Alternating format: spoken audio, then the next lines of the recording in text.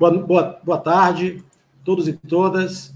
Estamos iniciando uma live promovida por várias organizações que compõem também a campanha em defesa dos cerrados, né?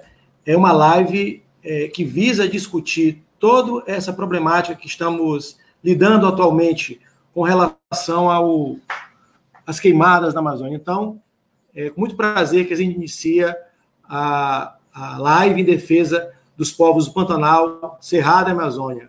Agro é fogo. Meu nome é Fábio, faço parte de uma organização chamada Associação Agroecológica Tijupá, que fica aqui no Maranhão, que também faz parte da campanha dos Cerrados e também faz parte da Articulação Nacional de Agroecologia da Amazônia. Estamos aqui um pouco hoje para fazermos uma conversa juntando 3 biomas que estão sendo fortemente afetados nesse período agora por toda uma ingerência, toda uma série de problemas que envolve toda uma falta de comprometimento político e uma falta de comprometimento com os povos do nosso país.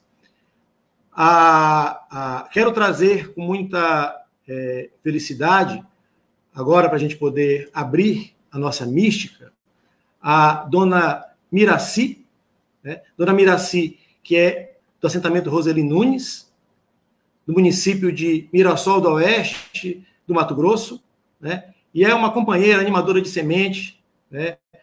Da agricultura familiar, militante do MST. Dona Miraci, por gentileza, nos agracie com a sua mística.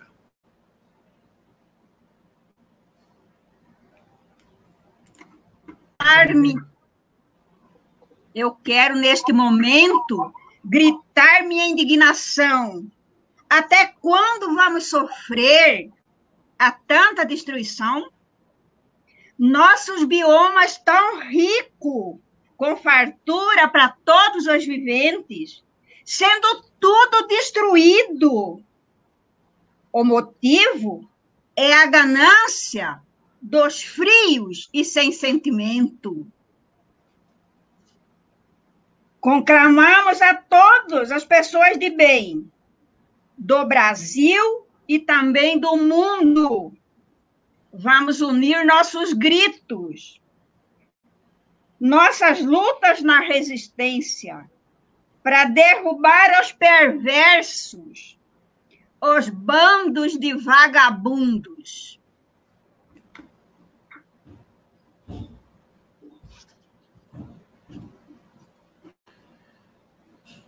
Obrigado, dona Miraci. É muito importante, realmente, a gente poder contar com uma pessoa do território, abrindo a live tão efusivamente e trazendo essa indignação que agora realmente é um momento para a gente poder expor, né? Além da dona Miraci, nós estamos aqui também com outras organizações, outras pessoas, né, de vários cantos aqui do Pantanal, da Amazônia e dos Cerrados. Vamos estar com a presença, além da dona Miraci, da Alessandra Munduruku, representante da Amazônia, do Bioma Amazônia. Ela é defensora de direitos humanos, é liderança e guerreira, e representa a aldeia Munduruku no Médio Tapajós. A Alessandra, que também é estudante de Direito. Bem-vinda, Alessandra. Vamos contar também com a presença do companheiro Leandro Santos, quilombola, agricultor e comunicador popular, né? Ele vem lá da comunidade, ele está falando da comunidade quilombola Cocalinho, que fica em Parnarama, Maranhão, Cerrado Maranhense. E vamos contar também com a participação da professora Ludivine Eloy. Professora Ludivine Eloy, que está falando de Montpellier. Ela é na França, né? Então estamos com uma live que também estamos com participante internacional, mas a professora Ludivine, ela já tem uma trajetória muito grande no Brasil, há mais de uma década, contribui com a universidade, com os movimentos sociais aqui no Brasil, é engenheira agrônoma, doutora em geografia, e é pesquisadora do Centro Nacional de Pesquisa Científica na França, e também é professora visitante da Universidade de Brasília, da UNB. Bem-vinda, professora Ludivine. E assim, pessoal, como eu falei antes, essa live é um pouco uma tentativa, abrir a discussão sobre outros pontos de vista com relação às queimadas que estão acontecendo. Né? A ideia é trazer o ponto de vista das pessoas que estão no território, que estão elaborando estratégias para, nessa ausência do Estado, do governo, fazer a resistência sobre todo esse processo que impacta seus modos de vida. E nesse sentido, várias organizações assinaram, mais de 90 organizações, assinaram uma carta que traz muito desses elementos que hoje a gente vai apresentar nessa live, né, durante as discussões. E é uma carta chamada Agro é Fogo, Queimadas são crimes do agronegócio. É uma carta que já está no site da campanha em defesa do Cerrado, mas também circulando por outro site das várias organizações que compuseram, que assinaram também, como eu falei, mais de 90 organizações assinaram essa carta. E como elementos centrais dessa carta, que ela é uma carta pública e que visa, entre outras coisas, trazer essa discussão dos pontos de vista dos povos do Pantanal, da Amazônia e do Cerrado sobre o que é realmente essas queimadas criminosas e como elas afetam, de fato, os modos de vida e o que está em jogo com relação a isso.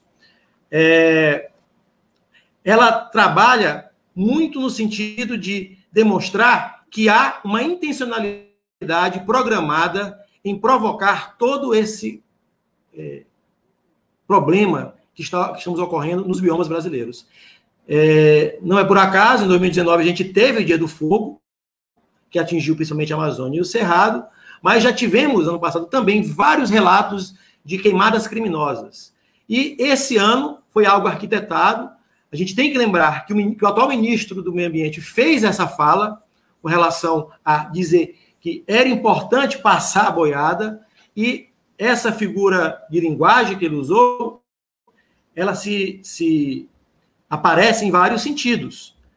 Essa articulação que já está comprovada entre boa parte criminosa do agronegócio, da mineração e de empresas e pessoas que querem, através da especulação imobiliária, usurpar territórios de populações tradicionais, povos indígenas e assentados à reforma agrária, às culturas familiares, é uma estratégia clara desse governo.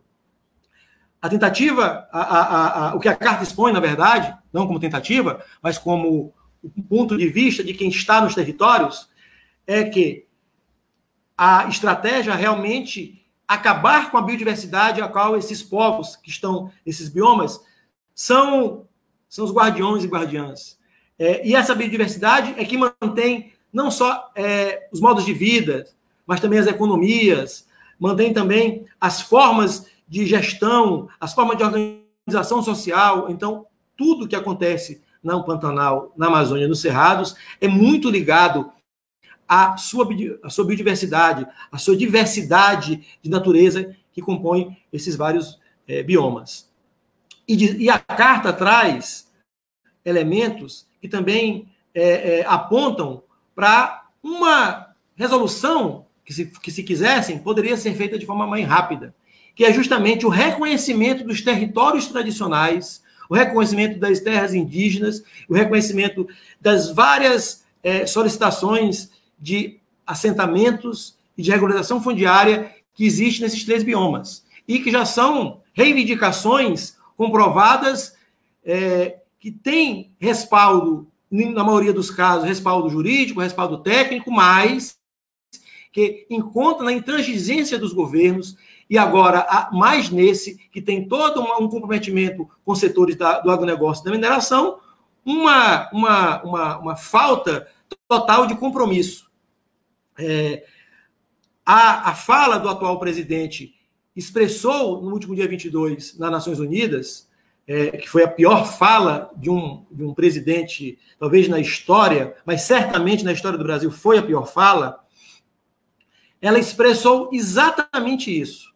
né? Ela expressa não só o descompromisso com as várias mentiras que foi colocada, mas também quer transferir todo esse crime ao qual eles são responsáveis para quem cuida. Ou seja, acusar povos indígenas, acusar povos tradicionais, acusar agricultores familiares de serem os causadores dos incêndios, né? Quando são esses que mantêm esses biomas vivos, esses biomas pujantes até hoje, né? Não tem problema de conviver com a biodiversidade. Quem tem problema de fazer isso é certamente o agronegócio, que só compreende a natureza a partir da retirada dela, né?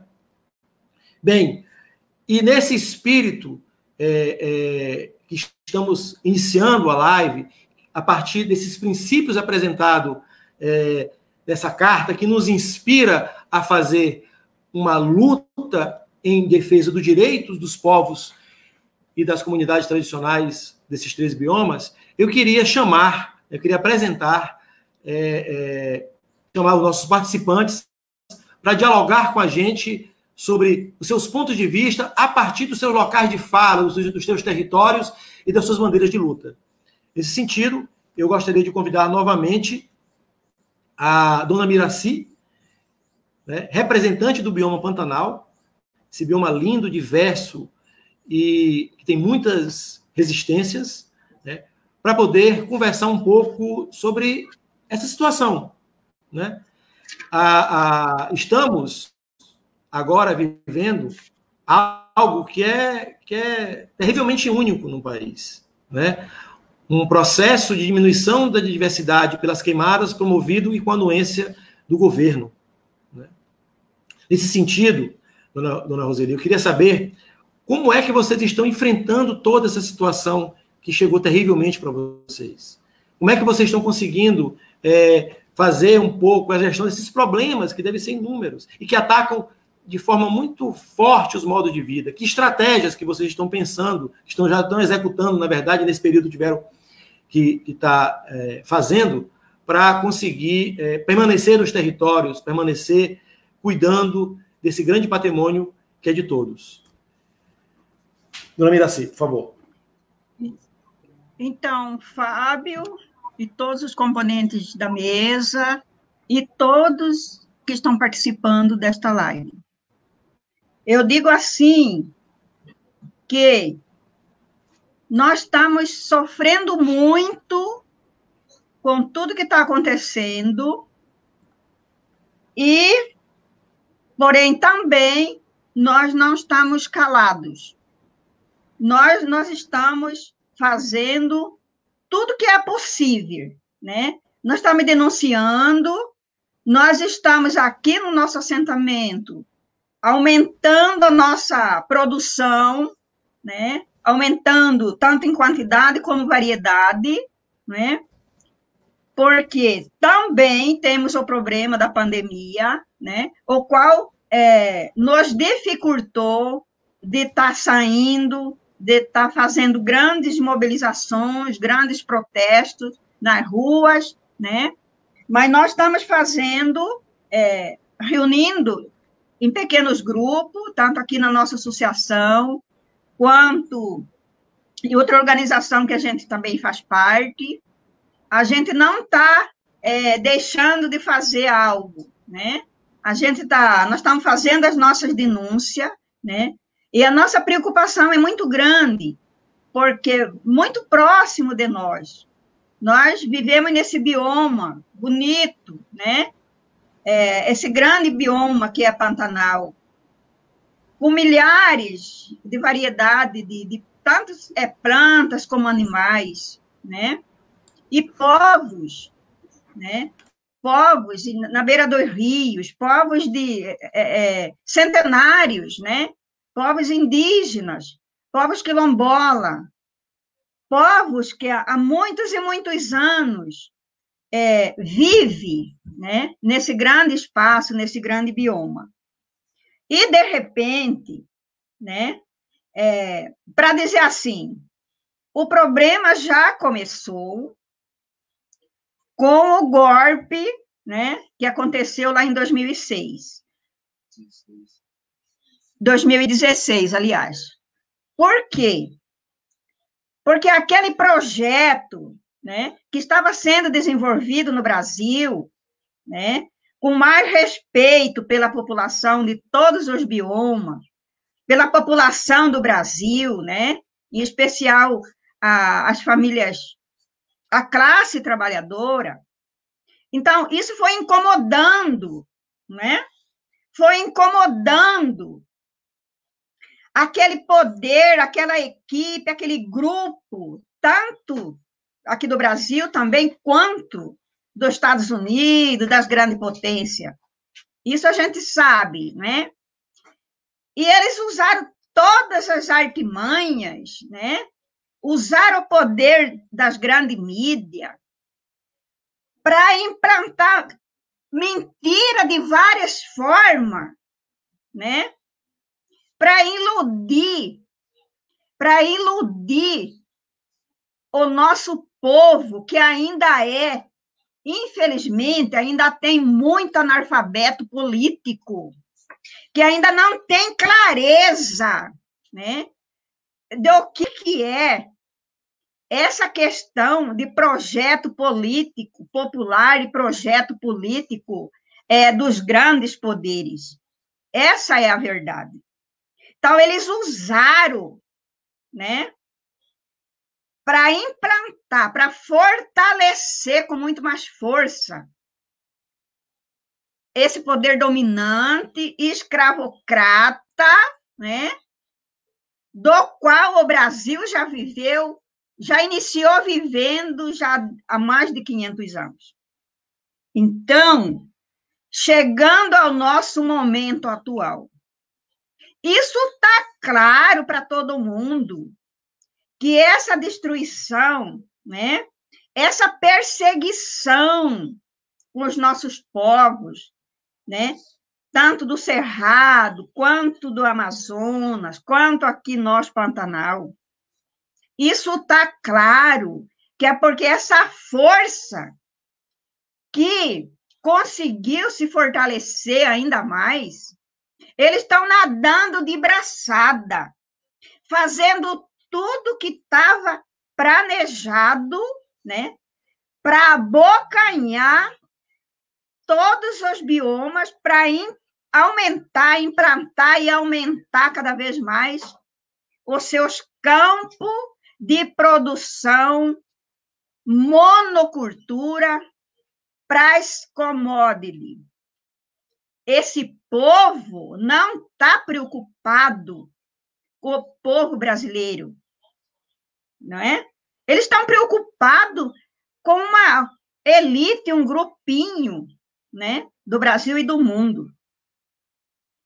Então, esse dito cujo que a gente fala governo, eu falo que ele está no lugar de governo, né?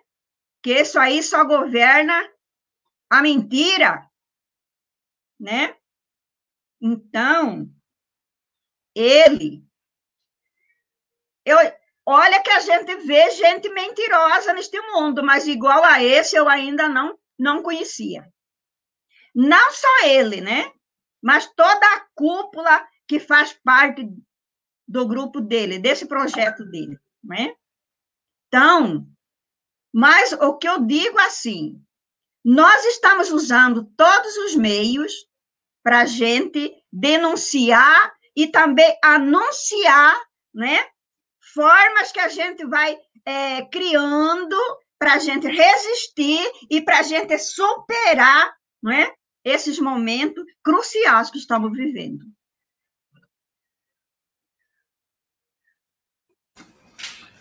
Muito obrigado, Dona Miraci. Dona Miraci, foi muito bom a senhora ter trazido esses elementos, inclusive de uma conjuntura atual, mas que são o que nós estamos vivendo realmente são efeitos, né?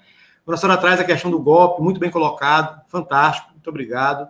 E efeitos que se multiplicam, né? A gente, além dessa questão de estar enfrentando toda essa problemática das queimadas, que é algo terrível, né? Criminoso realmente, há também todo um desmonte, como a senhora falou, dos direitos, né? E a gente não para de fazer propostas e eles não param de olhar para o outro lado, como se a gente não existisse, né? Assim é com relação à segurança alimentar. Nós temos proposto aumentar, por exemplo, os programas institucionais, como o PA e PENAI. Assim é com relação à lei que já está aprovada, mas tem vários vetos feitos pela Presidência da República com relação à lei emergencial da agricultura familiar, né? E a senhora traz muito bem esses elementos. Obrigado, dona Miraci. A gente volta depois, certamente vai ter mais reações. Pessoal, se vocês quiserem já estar fazendo perguntas, questionamentos, contribuições, por favor, vocês já façam isso nos chats, que a nossa equipe aqui está fazendo essa exposição aqui para os palestrantes que vão estar fazendo essas falas para vocês, né? Bem, e aí, gente, eu vou chamar agora uma outra companheira muito valorosa, representante do bioma amazônico, representante também dos povos indígenas, a companheira Alessandra Munduruku. Alessandra, eu sei que você fala aí de uma região muito bonita da Amazônia, que eu tenho um grande prazer de conhecer, que é o Tapajós. E eu queria ver eu queria que vocês pudessem falar para a gente como é que os povos indígenas, que historicamente no território brasileiro são os povos que mais resistem, né, que tiveram vários momentos ao longo dessa história de resistência, estão vivos hoje por pura resistência, né, mesmo contra a vontade do Estado. Eu queria como é que você traz esse processo para a gente, um pouco como é que essa resistência, nesse momento dessas queimadas criminosas, está acontecendo, quais são as estratégias que vocês estão usando nos territórios que você faz parte, nas organizações que você milita, para combater esses efeitos do fogo, para superar esse processo e resistir a partir desse rico território que vocês vivem, nessa bela porção da Amazônia. Por favor, Alessandra, é com você.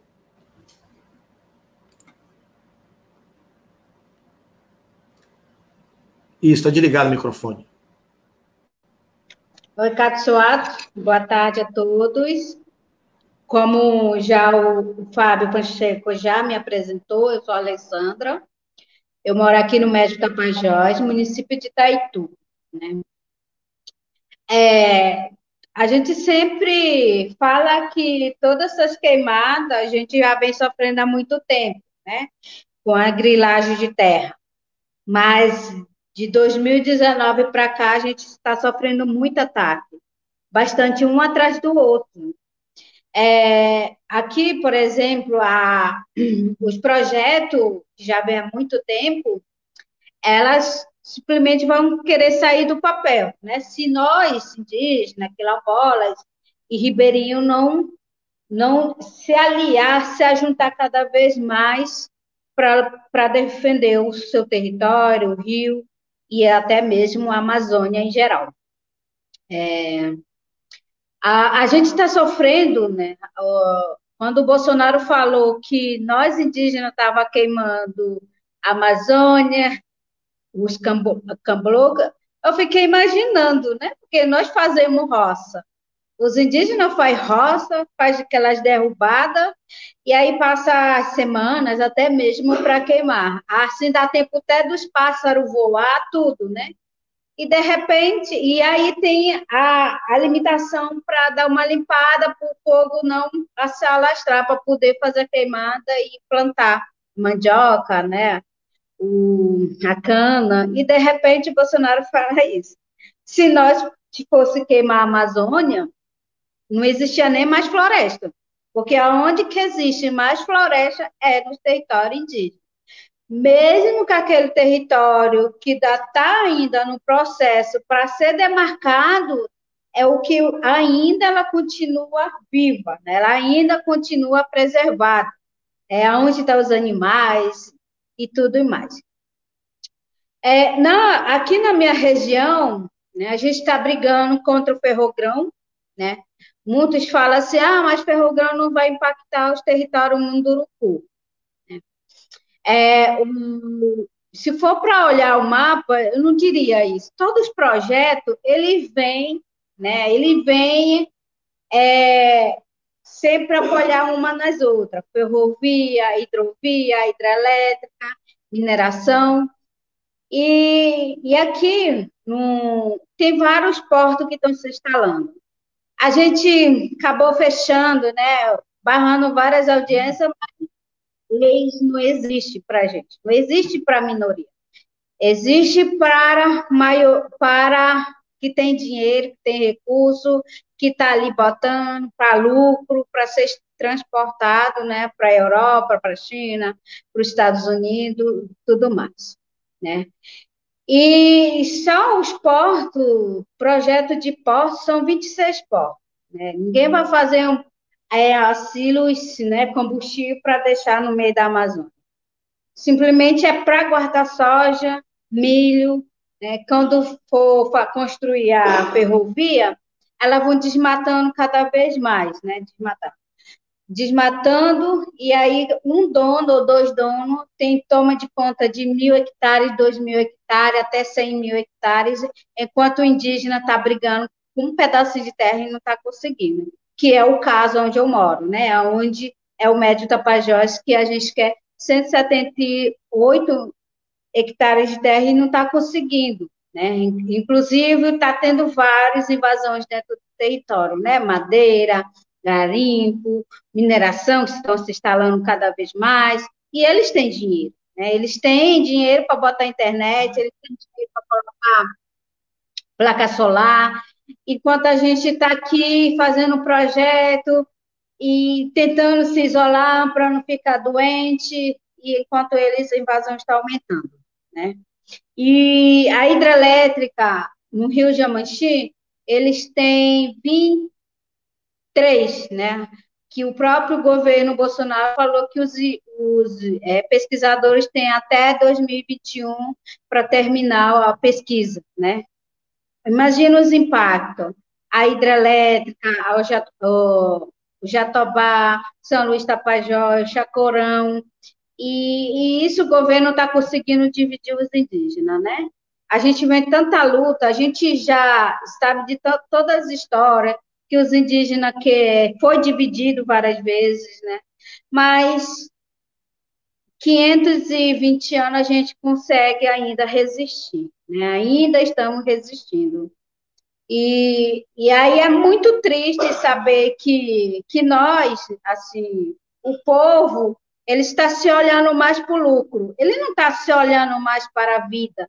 Eles falam, mas eu não quero viver mais do passado. Ninguém está vivendo o passado, a gente está vivendo o futuro. Qual é o futuro que queremos, né? O futuro que nós queremos até ainda continuar o rio sem barragem, ainda queremos olhar para o território, como vem viver ainda. Você tem a época de catar a semente, de tirar as frutas, as raízes, o tempo, né, de estar pescando um tipo de peixe, de repente fala, viver de quê? Do passado mesmo, né? A gente está numa luta, sempre existiu uma luta, né? Eu tenho, né, pessoas que venderam o seu terreno por 100 mil reais, e aquela pessoa que comprou o terreno, ele vai vender por bilhões, né, por milhões. E aí ele vai sair do seu conforto, que é criar sua galinha, seu porco, você ter sua roça, ele sai daquele lugar porque eles acham que são pobres.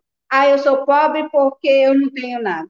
E aí vai para a cidade. E da cidade tem que pagar energia, você vai ficar doente, tem que comprar remédio, você vai viver de aluguel, se não for se você não comprar seu próprio seu terreno, você vai viver a vida toda, né?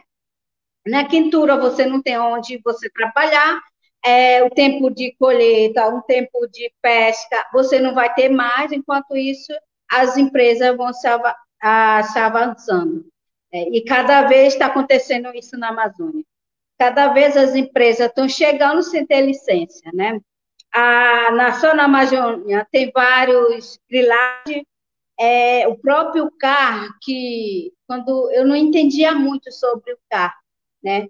E eu fui começar a andar e eu comecei a perceber como é que essas pessoas conseguem terra, né? Tem terra, bastante terra, de repente começa a vender a terra. E aí essas terras, elas são são legalizados no cartório. Eu disse, então, o próprio Estado é culpado para ter a grilagem na terra. O próprio Estado, ele se incentiva, né, as pessoas a fazer grilagem. E aí eu comecei a observar isso, né? Aqui mesmo em Santarém, Praia do Lopes, Peitaituba, está tudo desmatado para plantação de soja, né? Tem várias plantações de soja, de milho, e cada vez a gente está num lugar bem pequeno, que a falar assim da Amazônia acha que é só floresta, não é mais. A cidade cada vez está crescendo, vem pessoas muito de fora, e uma vez o prefeito falou assim, né, na rede social, dizendo que ali não existia índio, né? Aqui nunca existiu índio, os índios vêm lá de longe, mas ele veio do Ceará ou de qualquer lugar, do Mato Grosso, mas ele tem mais direito à terra do que nós, né? E quando o ministro, né, que é até estranho ser ministro do meio ambiente, porque deveria chamar outro nome, né? Não de meio ambiente. O meio ambiente somos nós, que está preservando, que está cuidando, que está lutando para deixar o rio, para não acabar com o rio, com os territórios, com a floresta. Nós somos o meio ambiente. Nós que estamos aqui lutando para defender. Nós que estamos sendo ameaçados, né? Qualquer momento eles podem queimar sua casa, qualquer momento eles podem pegar tua rua e te matar no meio da rua. Nós que somos o meio ambiente que está defendendo, e não ele que está incentivando a desmatar, né? Se não for o Pantanal, o Cerrado, a Amazônia, não existia nenhum ministro do meio ambiente. Não era para existir, né? E isso é um dos preocupantes. Por que existe meio ambiente? Até mesmo eu fico pensando, conversando, eu disse, o exército, qual é a função do exército mesmo? Será que é para preservar? Será que é para cuidar da Amazônia? Será que eles estão mesmo?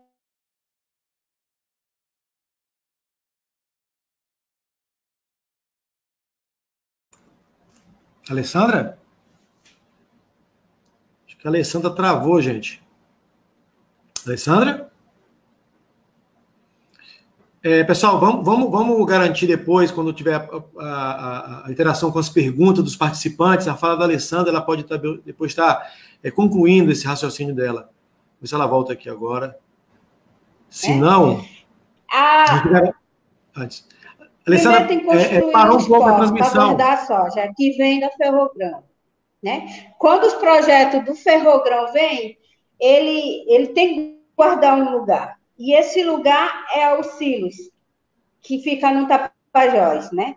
E aí vem navios enormes que são instalados ali em Santarém, e aí eles precisam ir para pegar essa soja ou milho ou qualquer produto que venha, né, que venha destruir a Amazônia, o Cerrado e o Pantanal. E aí vem a hidrelétrica. As hidrelétricas, ele vai fornecer energia, sim, mas não para a gente. Vai ser para as empresas, vai ser para as pessoas de grande capital, que tenha dinheiro mesmo, que vai ter lucro para ser gerado esse lucro para a Europa, para a China, para os Estados Unidos.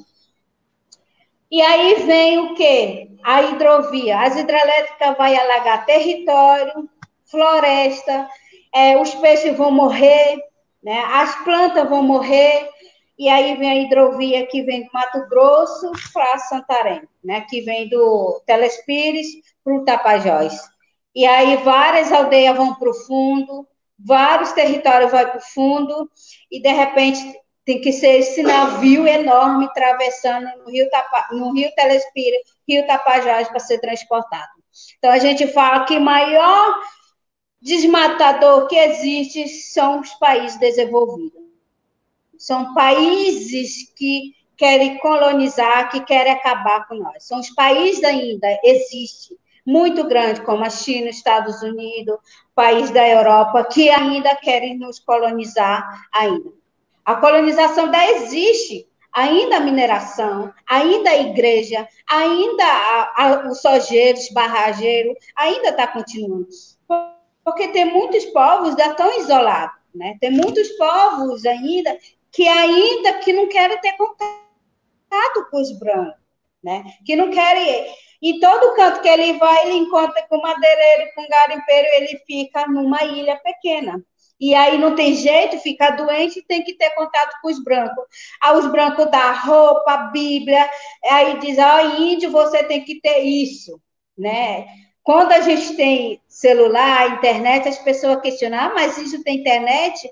Mas quem deu isso para a gente? Como que a gente conseguiu? Hoje a gente são estudantes, são enfermeiros, trabalhador, a gente paga imposto, né? O governo nada dá de graça, como muitas pessoas acham, o governo ajuda os índios têm muito dinheiro. Não, nós temos a vida.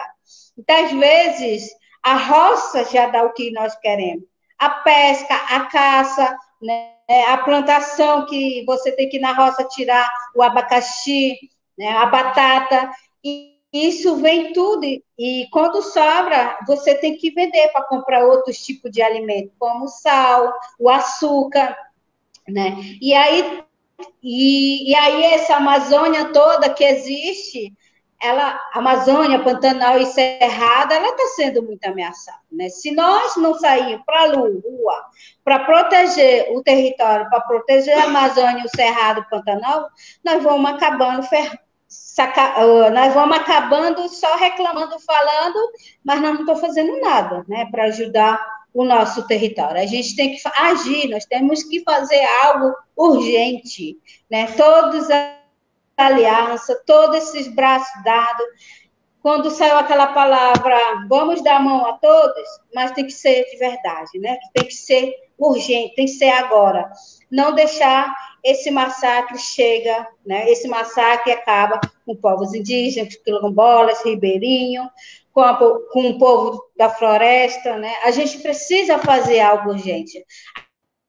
A gente precisa enfrentar, porque se deixar, nós vamos perder a Amazônia, nós vamos perder o Cerrado e nós vamos perder o Pantanal. Obrigado, Alessandra. É muito importante trazer essa visão do território. Um território tão disputado, né? Como é o Tapajós. A gente sabe dos grandes empreendimentos que tem aí, a luta que vocês têm contra a mineração, contra o agronegócio, a especulação imobiliária também, que é grande, né? E, assim, realmente é uma luta constante que vocês têm. E dizer que os povos indígenas, assim, vocês herdam essa veia de luta e cada vez mais tem que estar mostrando ela, que ela é presente, que ela existe, né? Porque são muitas ameaças. A gente volta depois, na hora das perguntas, e você pode estar interagindo um pouco também e completando o raciocínio, tá bom? Então, chama agora, pessoal, um companheiro aqui do Maranhão, onde eu também estou, né? O companheiro Leandro Santos, que, como eu falei antes, é comunicador popular também, está no Quilombo Quilombola, né? E que teve, nesse episódio todo, né, das queimadas, nesse ambiente da pandemia, que ainda, né, quase chega a desagregar 150 mil famílias aqui no Brasil, né? Foi um território muito impactado e que teve que montar estratégias para combater as queimadas no seu território, tendo em vista que não teve uma resposta rápida do Estado, né? Teve uma resposta rápida do governo, ou de qualquer, enfim, ente que pudesse estar, que é responsável por isso. Desculpa, pessoal. Então, Leandro, eu queria que você trouxesse para a gente um pouco essa apresentação das estratégias, essa apresentação aí um pouco de como foi esse período, compartilhar para a gente e como foi, e também trazer o que vocês estão passando um pouco como é que está sendo passar por isso, entendendo que é um território muito diverso. A comunidade de Cocalinho tem uma produção agroecológica fantástica, para quem não sabe, né? E deve ter sido muito impactado agora, nesse período, com esse episódio catastrófico que teve lá. Leandro, com você. Antes disso, pessoal, por favor, se inscrevam, se inscrevam no chat, façam perguntas, questões, né? Que aí também Leandro e os companheiros e companheiras vão estar podendo dialogar. Com você, Leandro. Boa tarde a todos. e a todas os que fazem parte dessa mesa e os companheiros ouvindo, que estão nos ouvindo agora. Como a companheira falou, a gente já vem sofrendo há muitos anos com essas questões de focos de incêndio dentro dos nossos territórios. O nosso território, ele sofre muito essa questão de impactos e ameaças do agronegócio, através dos monocultivos, do eucalipto e, atualmente, da soja.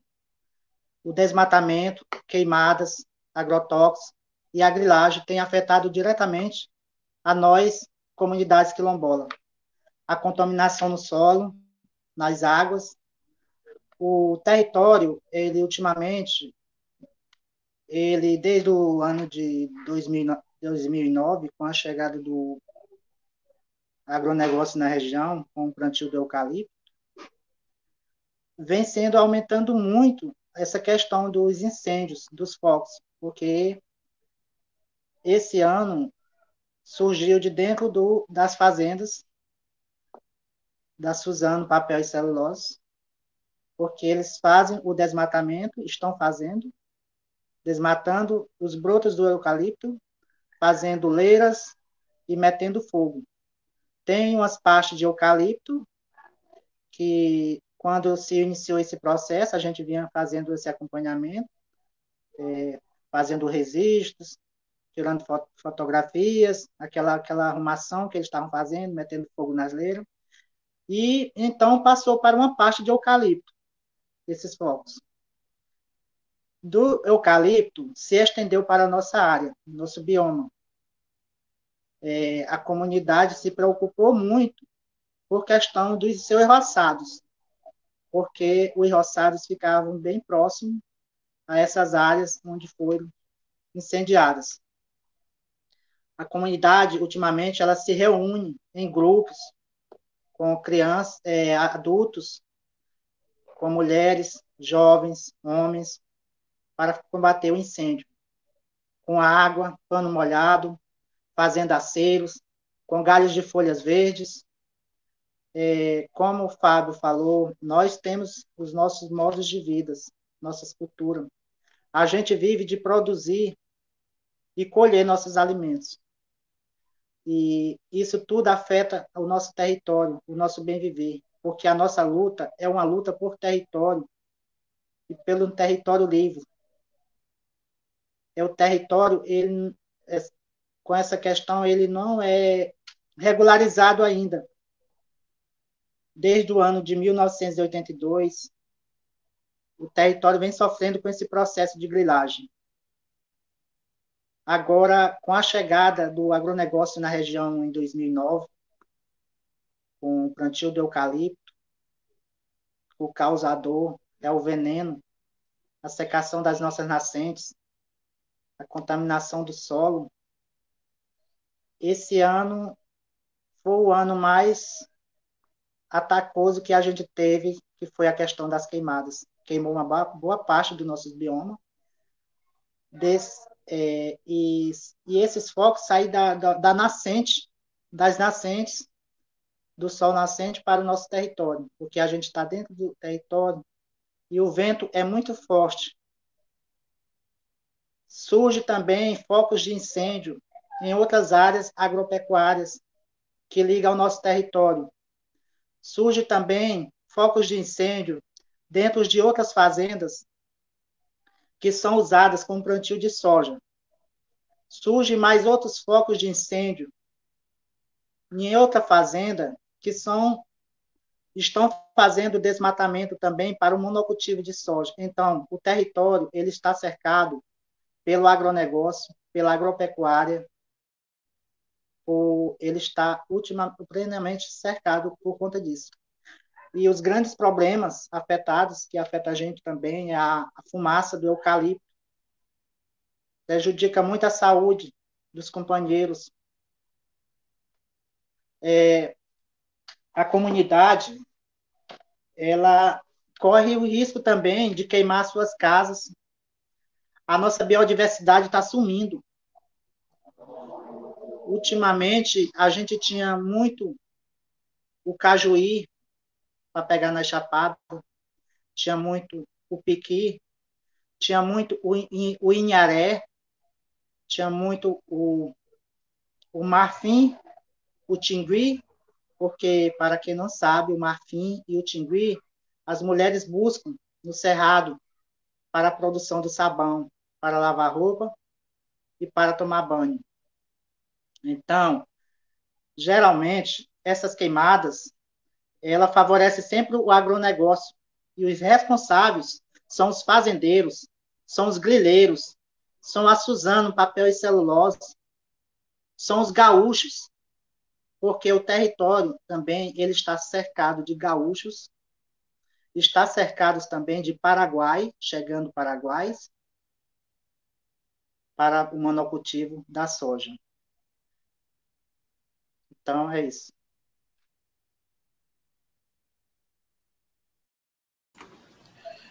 Obrigado, Leandro. É importante compartilhar para a gente como é que vocês enfrentaram esse período que foi... deve estar sendo duro ainda, porque os efeitos ficam, né?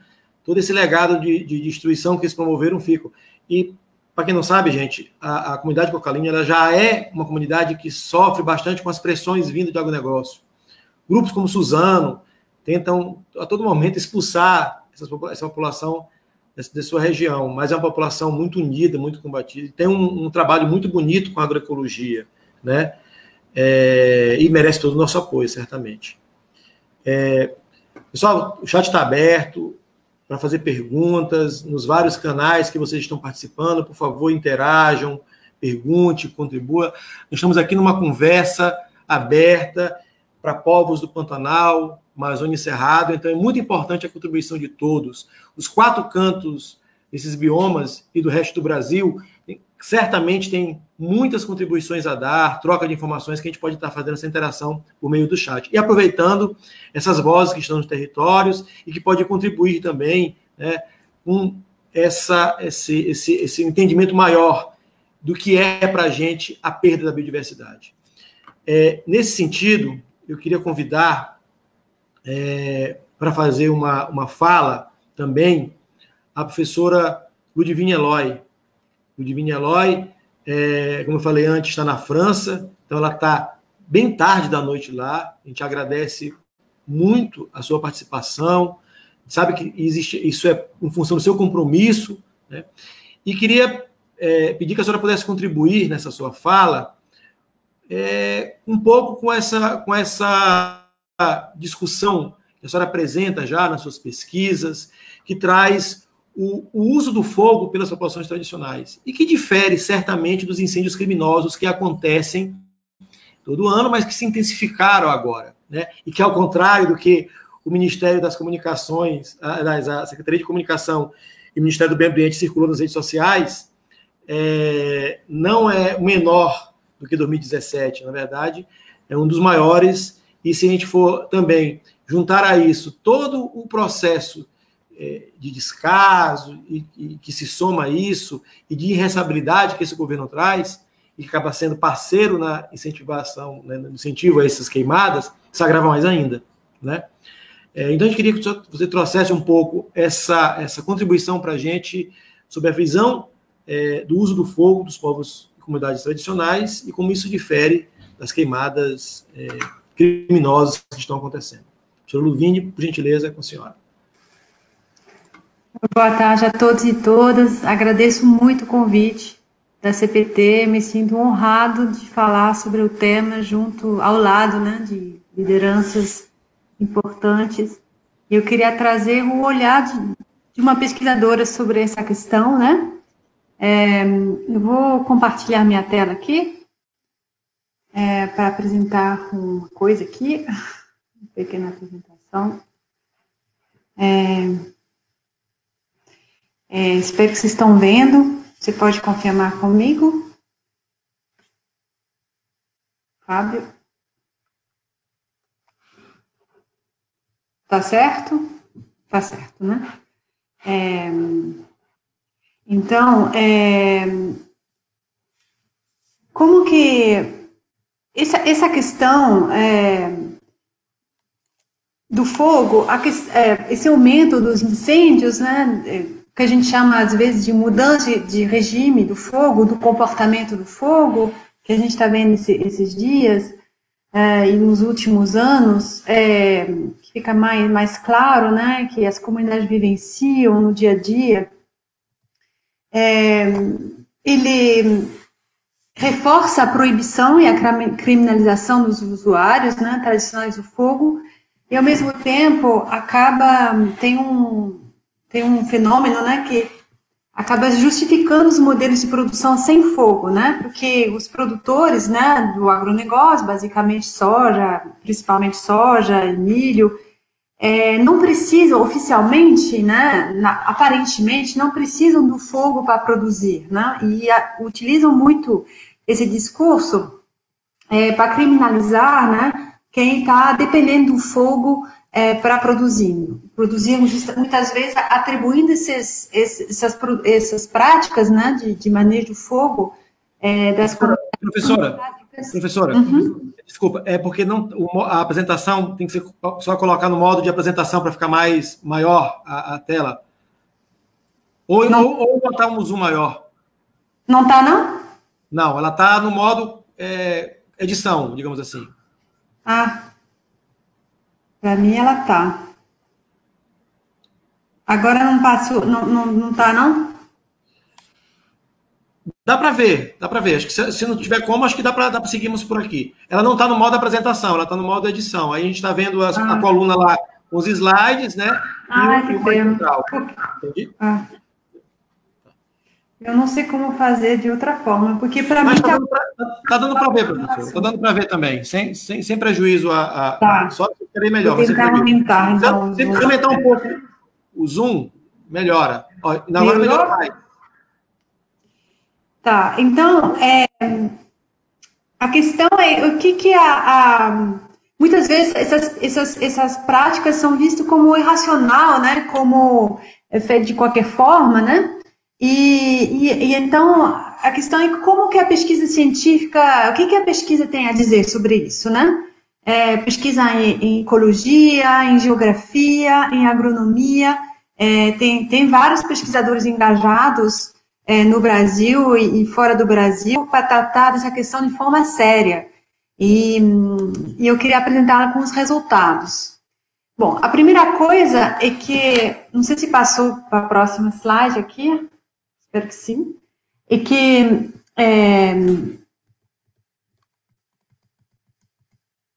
muitas vezes os incêndios são apresentados dessa forma, né, com uma relação entre a questão da ignição, das condições ambientais e do material combustível, né? Então, a ignição é o que geralmente aparece como a questão, né? A ignição é quem bota o fogo. E aí, nas falas que a gente escutou, né, tem muitas questões de quem bota o fogo, se são os fazendeiros, se são as comunidades. Muitas vezes as comunidades são acusadas de botar o fogo, e a gente acaba muito focando nisso. Quem botou o fogo, qualquer tipo de fogo botou. Mas tem a questão também das condições ambientais, né, do aquecimento, do clima, por exemplo, do vento. E a gente fala muito pouco, eu acho, do material combustível, né, de por que as florestas estão mais inflamáveis. Por que o cerrado está queimando mais? Por que a mata está queimando mais? Uma mata que não queimava tanto antes, né? Então, talvez é aqui que eu queria argumentar um pouquinho mais hoje à noite. Primeiro porque a ignição, se a gente fica só na ignição, a gente acaba criminalizando o uso do fogo. Enquanto, na verdade, a questão, exatamente como a Alessandra falou mais cedo, a questão não é tanto, por exemplo, na Amazônia, muitas vezes não é tanto o uso do fogo por si, porque os povos indígenas, quilombolas, né, e tradicionais da Amazônia usam fogo há milhares de anos, há centenas de anos, há décadas, e nunca criaram incêndios dessa forma. Então, muitas vezes não é o uso do fogo per si, mas é por que o fogo está virando incêndio, né?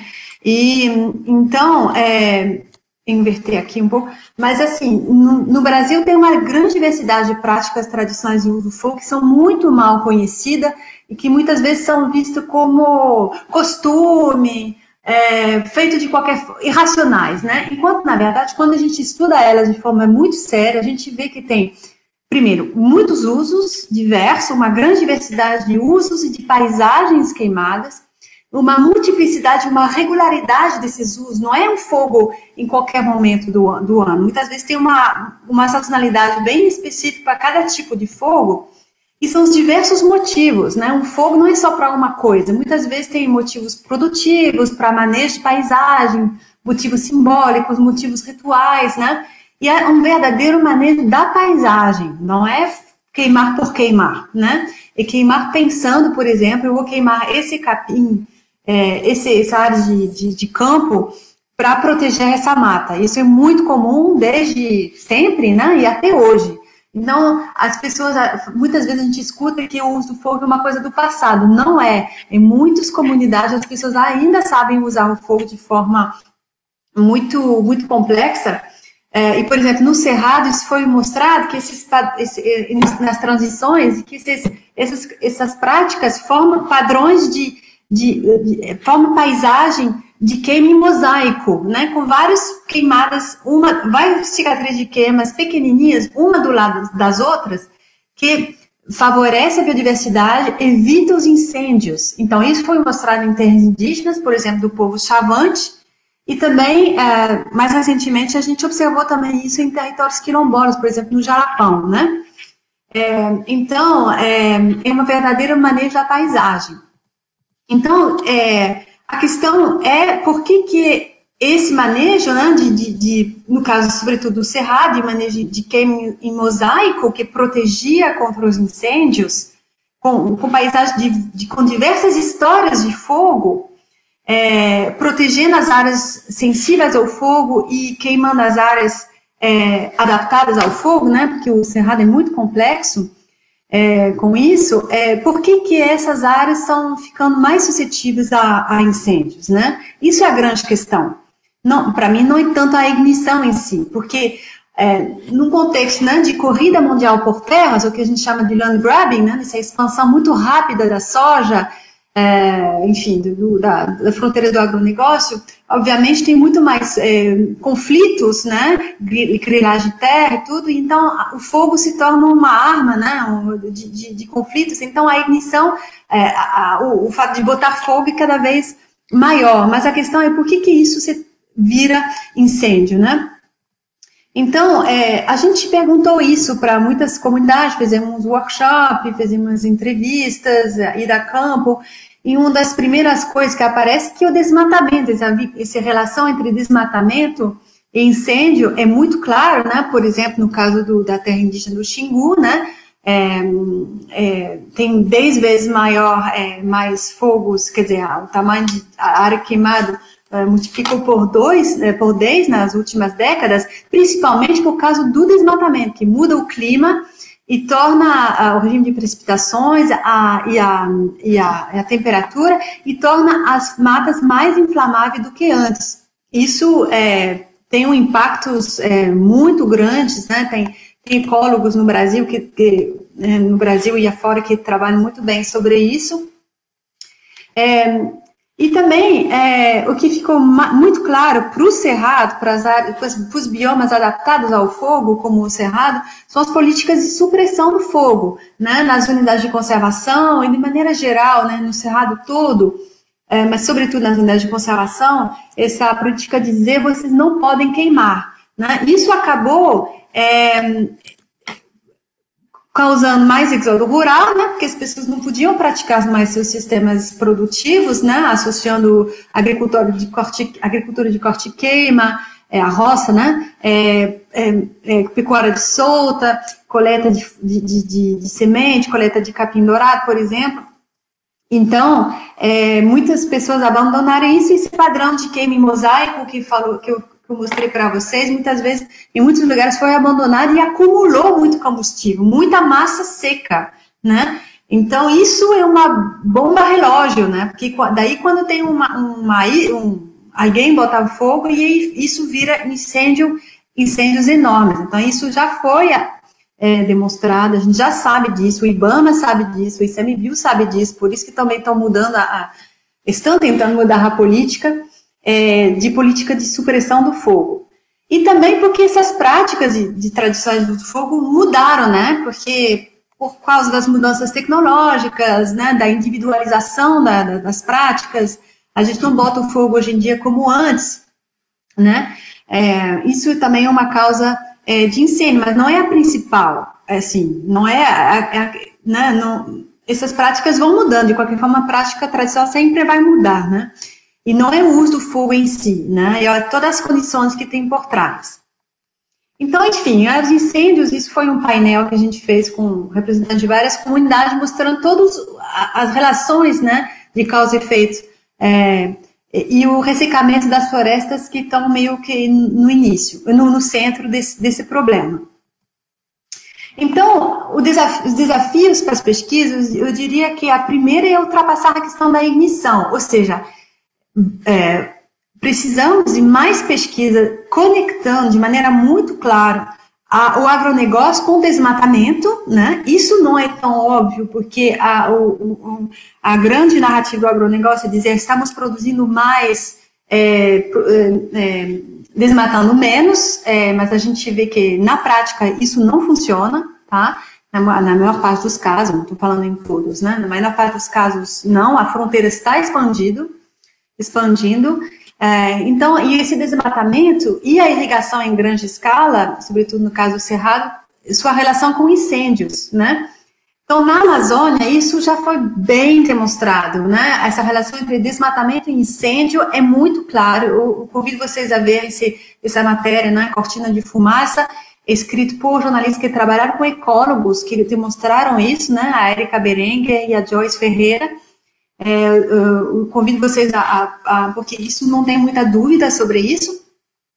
E, por outro lado, os incentivos, como que os incentivos alternativos ao uso do fogo, ou seja, param de usar fogo, como que isso pode também levar a mais desmatamento, né? Também tem pesquisa sobre isso. Então, o problema não é dizer, a solução não é dizer parem de usar o fogo, porque de qualquer forma ninguém vai parar de usar o fogo. A questão né, no nosso ponto de vista, é como manejar coletivamente e se preparar para cuidar de florestas mais inflamáveis, né?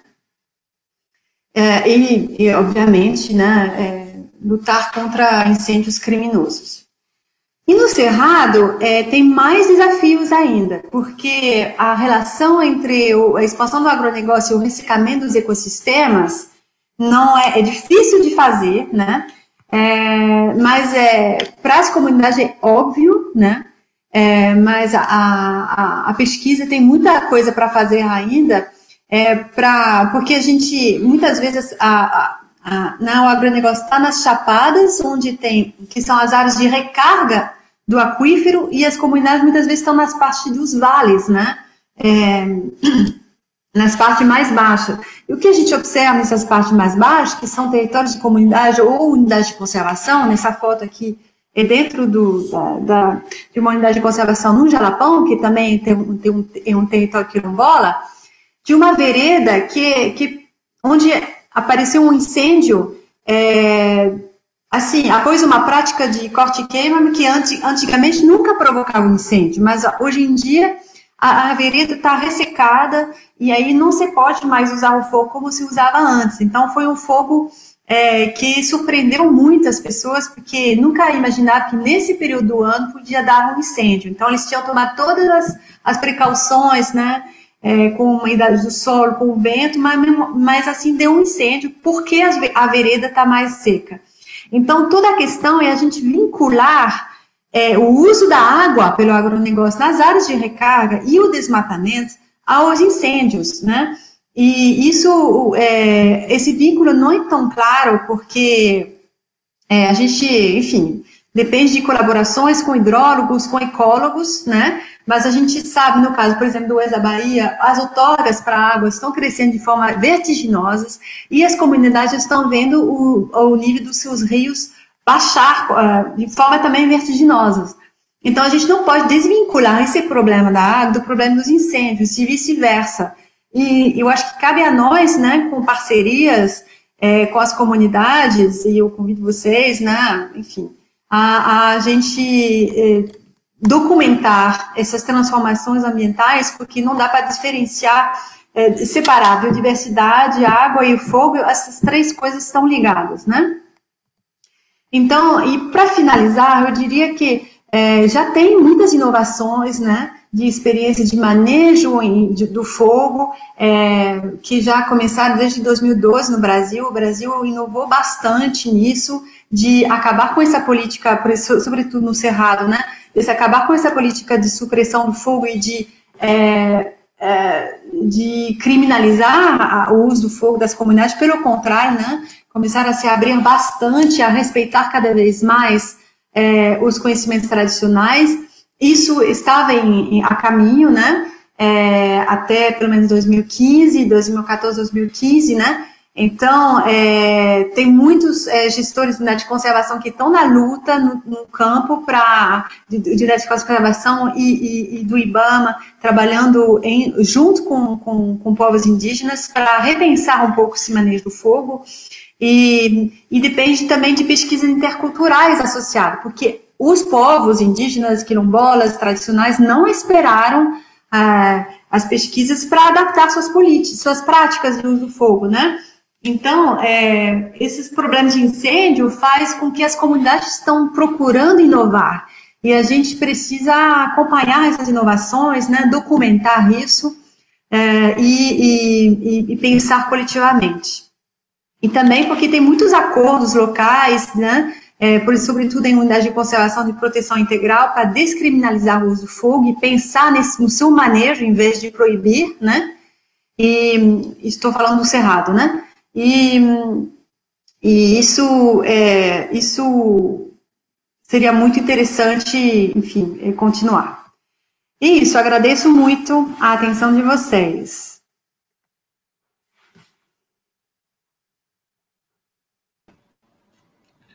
Obrigado, professor Ludovine, foi muito bom, muito esclarecedor. Realmente existe muito desconhecimento sobre a importância do uso do fogo e como elas fazem. A senhora falou algo que eu acho muito, muito importante, como há uma diversidade nesse uso desses conhecimentos que vêm a partir do fogo. E o fogo é um elemento, ele não é o principal elemento, né? É um elemento usado em determinadas maneiras, de vários usos, em vários momentos e para diversos tipos de situações, né? Gosto só de dizer que tem um agricultor com quem a gente trabalha há mais de 20 anos, assim, tem uma amizade muito grande, que é o Manezinho lá do Recurso, que uma vez, num desses debates, né, onde algum negócio trazia essas soluções maravilhosas, que, inclusive, fala que a roça é um atraso porque usa fogo, né, e que o agronegócio é um moderno porque não usa o fogo, usa adubos químicos e tudo mais. E ele dizia uma coisa muito interessante, ele fala sempre isso, né, que nós estamos vivos agora, hoje, com medo, inclusive, porque a gente comeu lá atrás as roças que foram queimadas e usadas fogo pelos nossos companheiros indígenas.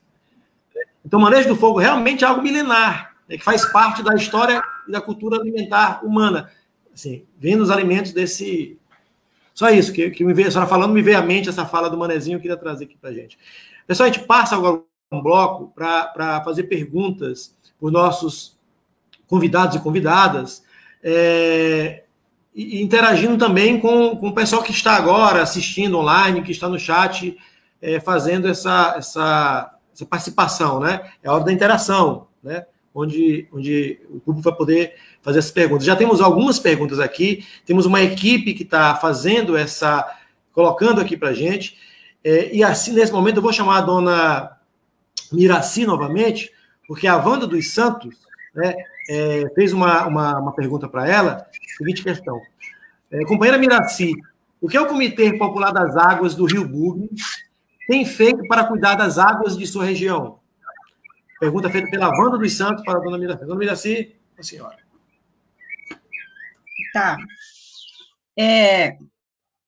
Nós aqui do Comitê do Rio dos Bugre, A gente, sempre na nossa reunião, a gente está conversando, a gente também vai observando quando a gente passa vários lixos, né? Quando o pessoal passa, vai pescar, sempre tem alguém que não tem essa preocupação de ensacolar o seu lixo e voltar para casa. A gente sempre está conversando, né, com alguns, os assentados que tendem a desmatar até na beira do rio, né? Então, a gente tem sempre esse diálogo de alerta, ó, cuidado, né? A gente nunca pode desmatar até na beira do rio, porque pode secar, né? E aí vai ser complicado para todo mundo. Então, a gente tem sempre esse diálogo, né? E aí, agora com essa tarefa, essa formação, né, do Comitê das Águas, assim, fortaleceu mais a gente está dialogando, né, com as pessoas, porque aí também é uma oportunidade que a gente tem de convidar, né, várias pessoas para também participar, que o Dia do Rio dos Bugre é o dia 10 de outubro, né, ficou já 2 anos registrado. Para todo ano, a gente se reúne, se prepara, né, com antecedência, para esse dia a gente fazer uma celebração bonita, né, lá com o apoio da companheirada do projeto lá do... É uma atividade nova, e eu ainda tenho dificuldade de gravar, né, a gente participa de várias organizações, então, aquelas mais novas a gente ainda tem dificuldade. A gente começou participando lá da defesa do Paraguai, né, do Rio Paraguai. E aí, com o apoio do Salomão, da Wanda, né, da equipe que faz parte dessa organização, então, como a gente tem essa parceria, a gente trabalha junto, né, em defesa das águas, e a gente faz essa celebração bonita e tira aqueles momentos de conscientização, né, para a nossa população, para que mais gente vá entendendo a necessidade, né? Esse é a nossa ação, né, em defesa do nosso Rio do Bugre. E também de todos os rios, né? Dona Miraci, tem uma outra pergunta para a senhora aqui, uma outra, essa quem traz é a companheira Diana, a Diana Guiar, né? Ela pergunta o seguinte, a Alessandra lembrou dos projetos sobre Tapajós para transportar soja e da relação dessa expansão com o desmatamento. Dona Miraci, na sua região também tem projeto logístico para escoar soja, como a hidrovia do Rio Paraguai e os portos. Como é que é a luta de vocês contra esse projeto? Como é que é a luta de vocês contra esses projetos? Você vê a relação de desmatamento com o interesse dos fazendeiros de expandir o monocultivo? Com certeza. Essa também faz parte da grande preocupação nossa, né? Aqui no nosso bioma, no nosso Rio Paraguai e também os pequenos rios, né, em torno. Porque esse grande projeto faz parte, né? O que eles pensam? O que essa cúpula do mal pensa? Em expandir as suas produções, né? Nós, aqui no assentamento, nós sofremos também a ameaça de mineradoras, porque o nosso assentamento, não só meu assentamento, onde eu moro, mas também da região, nós estamos sendo perseguidos pela mineradora, porque nossa região ela é rica em fosfato. Então, o que eles estão pensando? O que faz parte desse megaprojeto? Afundar o Rio Paraguai, né, para que grandes embarcações venham a exportar, levar para fora, né, essas grandes produções. Por exemplo, o aumento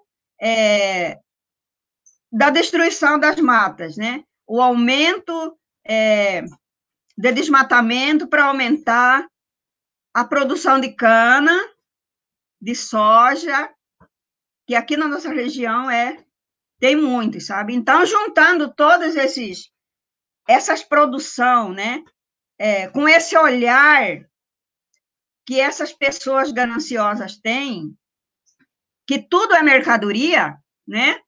Que a terra é mercadoria, que a água é mercadoria, que o solo, né, é mercadoria, que as matas são mercadoria. Então, a nossa luta, né, nós temos uma atividade muito importante, grande, onde vem pessoas de vários lugares, até de outras partes do Brasil, até de algumas partes do mundo também, vem, marca presença nesse evento que a gente tem em Cáceres, que a gente ficou já há quase 30 anos, chamado do Dia do Rio Paraguai, né? É o dia 14 de novembro. Então, reúne representantes de várias comunidades, né? Assentamento, comunidade ribeirinha, comunidade, enfim, né? A gente reúne nesse dia para fazer denúncia, para fazer protesto, né? E também para anunciar, para mostrar, para provar que nesse bioma, em toda essa região, tem biodiversidades, tem pessoas, né? Muita gente que vive, né? Que depende do rio, dos rios, depende das matas, né? Depende da terra para fazer as suas produções, né? Para alimentar bem. É um direito sagrado da vida, né? Que a gente tem, de viver bem, com dignidade. Então, a nossa luta é bonita e é grande também, né? Obrigado, dona Miraci, muito obrigado mesmo. Sempre muita riqueza a sua fala, né? Dona Miraci, a gente vai passar agora para os outros companheiros e companheiras que estão aqui, também responder outras perguntas. Nesse sentido, e vamos nos encaminhando já para os finalmente, né, por conta do horário e tudo mais. Queria que a senhora se despedisse, deixasse aqui uma mensagem né, de até logo, na verdade, né, porque a gente vai estar se encontrando certamente em outros espaços, mesmo nos virtuais, e em breve, se Deus quiser, juntos de fato, né, presencialmente. Então, se a senhora puder fazer as considerações finais, já agradece. E agradece a senhora ter trazido para a gente toda essa riqueza, inteligência, de saber que a senhora tem aí, compartilhado com nós nessa tarde, início da noite de hoje. Muito obrigado. Eu que agradeço. Eu agradeço o convite, de a gente estar junto nesse momento, mesmo virtual, né? Mas a gente está junto, estamos juntos, nossos ideais, né? E agradeço também a oportunidade de a gente estar passando um pouco as informações da nossa luta, da nossa resistência, né? E a mensagem que eu deixo, né, que eu digo é assim, não tem outro caminho a não ser unirmos as forças, né? Todas as pessoas de bem, em todas as organizações sociais, né? Do nosso Estado, do nosso Brasil, pessoas do mundo inteiro, que defende, que tem amor pela vida, que pensa no amanhã, né? Que unamos as forças, né? E não tememos nada. Devemos fortalecer cada vez mais e denunciar e anunciar as coisas boas que nós temos. Mais uma vez, obrigado, dona Miraci. Obrigado por estar com a gente aqui, obrigado por compartilhar a sua sabedoria. Muito obrigado. Chegou agora, pessoal, uma pergunta para o Leandro, né? Leandro, lá de Bocarinho. Companheiro Leandro, a professora Marcela Belchione, ela traz aqui a seguinte questão. Leandro, sabemos da sua luta para mostrar que as queimadas criminosas das fazendas, mas também para mostrar a beleza das sementes e dos frutos. Como as queimadas comprometem a diversidade? A professora Marcela, que é uma grande amiga, uma companheira nossa, dos movimentos sociais, traz essa pergunta aí para Leandro, do Cocalino. Leandro, por favor, com você. Boa tarde. Então, geralmente, como eu falei, a nossa biodiversidade, ela não está sendo mais como antes. E todo esse afeto que afeta a natureza, o bioma, vem diretamente dessas queimadas, entendeu? As nossas caças sumindo, os nossos pássaros, os nossos frutos, as nossas raízes, porque o território, ele é um território que depende da mãe natureza, e isso vem afetando muito, e sumindo do bioma do Cerrado. Leandro, só ajeita um pouquinho a câmera, cara, que você está um pouco, não estamos conseguindo ver direito, você está muito no escuro agora, melhorou um pouco, isso, perfeito. Se tiver melhor, cara, assim é legal. Leandro, assim, o que eu falei para a dona Miraci também, a gente está cumprindo esse bloco, que é respondendo as perguntas, a gente pede também para você já ir se fazendo suas considerações finais, deixando uma mensagem de despedida aqui para todo mundo que está acompanhando a live agora, tá bom? Quero agradecer em nome da campanha Nacional em Defesa do Cerrado e em nome de todos os colaboradores que compõem essa mesa, e agradecer também as outras organizações que estão junto conosco, e desejo boa sorte para todos e para todas, e futuramente, em breve, a gente pode se ver, pode se abraçar, e somando as nossas lutas e unindo as nossas forças. Tchau. Boa tarde. Obrigado, Leandro. Muito obrigado por estar disponibilizando seu tempo, a sua experiência com a gente, tocando essa energia, mesmo virtualmente, né? É uma comunidade muito forte, né? E que a gente pode sentir, inclusive, através das suas falas, como essa energia, como é a força desse povo daí. Parabéns pela resistência, continue resistindo, e estamos juntos. Conte com a gente aqui no Estado, e certamente as outras pessoas que estão emanadas nessa luta em defesa das comunidades tradicionais, das comunidades quilombolas, de todo o povo que faz parte e defende a biodiversidade. Pessoal, agora tem uma pergunta que chegou para a professora Ludivine, né, trazida pela Patrícia Biral Varela. Ela diz o seguinte, professora: tenho interesse em realizar pesquisa científica que relacione o desmatamento através de incêndios criminosos e agronegócio. Poderia indicar alguma pergunta, hipótese e metodologia, ou uma referência de pesquisadora, um caminho por onde começar?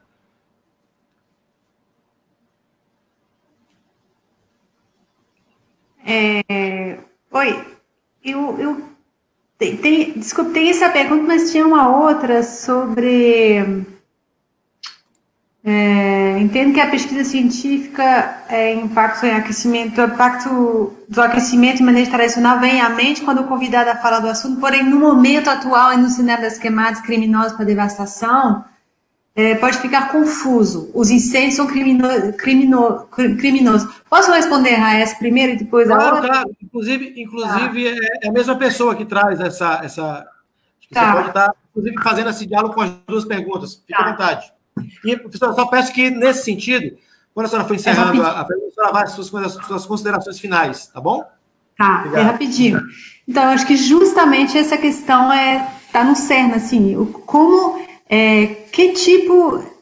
Tem vários tipos de fogo, e a gente dizer que qualquer tipo de fogo deve ser banido, eu acho que acaba simplificando demais a situação e acaba prejudicando quem não precisar ser prejudicado. Obviamente tem diferença de época, obviamente que agora, no auge da seca, obviamente que realmente o uso do fogo deve ser proibido a qualquer custo, em qualquer lugar. E, aliás, eu não conheço nenhuma comunidade tradicional que bota o fogo de forma intencional no fim da seca.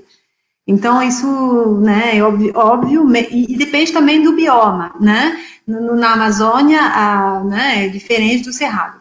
Enfim, mas justamente é isso que eu acho que a gente tem que pesquisar cada vez mais, os usos do fogo e as adaptações das comunidades a esse novo comportamento do fogo, os conhecimentos, né, porque os agricultores, os criadores de gado vão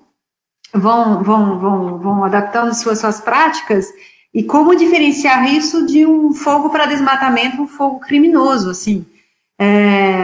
E por que algumas queimadas não dão mais certo? Algumas queimadas que eram feitas antes, que eram controladas, por que não dão mais certo, às vezes, né? Então, acho que é isso que a gente tem que pesquisar. Não dá para dizer, pronto, está tudo proibido o ano todo, vocês devem produzir agora todo mundo sem fogo. Porque algumas comunidades conseguem, querem isso, produzir sem fogo, e conseguem, né, adotando práticas de manejo agroecológico. Agora, algumas comunidades usam o manejo do fogo para manejar paisagem e para criar gado na solta, e isso permite gerenciar, manejar territórios de grande escala. Estou falando do Cerrado, né? Territórios grandes ainda. Então, sem manejo do gado na solta, esses territórios são meio que esvaziados, entendeu? Então, se você proíbe o uso do fogo, se acaba incentivando um certo exodo rural, pelo menos uma intensificação da pecuária. Então, nas áreas de comunidade, assim, onde foi proibido, os calendários da solta do gado foi todo transformado. O gado depende de ração, né, feita à base de soja, em boa parte. Então, a gente tem que olhar em cada território, assim, e as comunidades têm muitos conhecimentos antigos para resgatar e coisa atualizar, eles estão fazendo isso já, mas eu acho que dizer a mesma regra para todo mundo, eu acho que não funciona, até porque nas unidades de conservação, mesmo de proteção integral, muitas vezes o ICMBio e o IBAMA dialoga com as comunidades para pensar a melhor forma de manejar o fogo, né, onde ainda tem comunidades. Então, é isso. E da mesma forma, na Amazônia, você proibir o uso do fogo para a agricultura, muitas comunidades, muitos povos dependem do fogo para a sua agricultura de corte e queima, e se não é agricultura de corte e queima, então é mecanização, né? Então, algumas famílias conseguem fazer isso, usar o manejo agroecológico, mas muitas vezes não é ao alcance de todo mundo. Então, enfim, isso é uma questão complexa, mas eu acho que justamente é o nosso trabalho, produzir conhecimento, divulgar conhecimento sobre essa questão, em vez de dizer isso é tabu, é proibido, porque sempre vai ter uso do fogo, né? Seja pelo agronegócio, seja pelas comunidades. Então a questão é como evitar os incêndios, né? Como evitar o fogo que é ruim. O que é o fogo ruim, né? Depende de cada território, depende do bioma. Eu acho que a gente tem que pensar assim, essas coisas de forma um pouco mais complexa. E sobre desmatamento e incêndios, então eu aconselho olhar os trabalhos de ecólogos, né, que trabalham na Amazônia. Me vem à mente duas pessoas, principalmente, né, a Érica Berenguer e a Joyce Ferreira. Eu indiquei esse trabalho que elas fizeram, né, que foi comentado numa matéria mais jornalística, né, o Cortina de Fumaça, e aí eles fazem parte de uma equipe, né, bem maior que estuda essas relações entre desmatamento, degradação e fogo, né. Então, eles têm muitos trabalhos. Eu acho melhor olhar primeiro o que foi feito e ver onde pode avançar, né? Eu não sei se, Patrícia, se quer trabalhar no Cerrado, na Amazônia. Se for no Cerrado, aí seriam outras hipóteses com outras pessoas, tá, certamente, né? Mas eu acho que no Cerrado tem a questão da relação entre desmatamento, ciclo hidrológico e manejo do fogo, sobretudo nas veredas, né, que tem esse problema de fogo subterrâneo nas turfas, né, nos solos turfosos. É isso. Professora, a senhora fez uma fala muito boa e a senhora falou do que está em jogo. Assim, se proíbe, se criminaliza o fogo, e é uma tentativa muito grande do negócio fazer isso há muito tempo. A Embrapa já fez, né, várias tentativas. Tem divisões também internas, que tem pessoas que compreendem que isso são métodos tradicionais, inclusive viáveis, né? O do fogo está ligado ao tipo de vegetação, ao tempo que ela tem, enfim, várias questões que não pode se colocar tudo num balaio e apresentar de uma forma simplória, né? E além disso, eu não descolaria o uso tradicional do fogo da questão agroecológica. Dentro da agroecologia, a gente realmente maneja o que a gente tem. E o fogo, as roças tradicionais não tem algo mais agroecológico que isso. Não estou lhe corrigindo, não é isso. Eu acho que tem várias vertentes sobre isso na agroecologia, mas eu entendo a agroecologia incluindo o fogo, mas não todo mundo. Claro. Digamos assim, a agroecologia que deve incluir povos e comunidades tradicionais, ela está dentro desse sentido. Então, para mim, na agroecologia que nós, da Articulação Nacional de Agroecologia, defendemos. Né? Não adianta polemizar, é algo que é usado e que faz parte da realidade. Né? E queria lhe agradecer. Muito obrigado, realmente, a senhora está com a gente até esse horário aí. Queria deixar para a senhora fazer suas considerações finais agora. E só agradecer muito. Obrigado. Não, eu não tenho mais coisa para falar. Agradeço muito. Enfim, eu tenho muita admiração pelas pessoas que falaram ao meu lado e estou à disposição, né, para colaborar e isso, produzir mais conhecimento das questões. Agradeço muito. Eu, particularmente, que já trabalhei um pouco, assim, e ouso enfrentar essa polêmica aqui nos territórios também, há muito tempo, gostei muito das suas falas e acho que é bem importante a gente poder ter falas da academia, científicas, que falem pelos povos e comunidades tradicionais, porque, você sabe, né? Na academia existe um embate muito forte com relação a isso também. Muito obrigado. Sim, e aí, justamente, o que eu queria só acrescentar, então, é que, assim, eu acho que hoje em dia, cada vez menos, a gente pode dizer, tipo, os acadêmicos falam sobre essa realidade das comunidades, porque, na verdade, os intelectuais das comunidades, assim, tem pesquisadores de comunidades que estão na universidade e a gente está trabalhando com eles, então não é nossa pesquisa sobre a realidade. É uma pesquisa colaborativa, quer dizer, a gente está tentando, né? Então, convido também, enfim, as pessoas interessadas a se tornar pesquisadores, né? Porque é uma briga, é uma guerra de narrativas, né? Então, a gente não é só uma guerra pelo acesso aos recursos, é uma guerra de verdades, né? Então, enfim, quem está nas comunidades... Precisamos fazer alianças para produzir conhecimentos juntos, né? É isso, para divulgar um conhecimento baseado nas realidades das pessoas. E numa ciência engajada, é isso. Muito obrigado novamente. E é isso, vamos estar junto e tentando propagar um pouco essa ciência do bem, né? Que estamos precisando. Pessoal, tem uma pergunta aqui, uma última pergunta desse bloco, que é para a Alessandra Munduruku, né?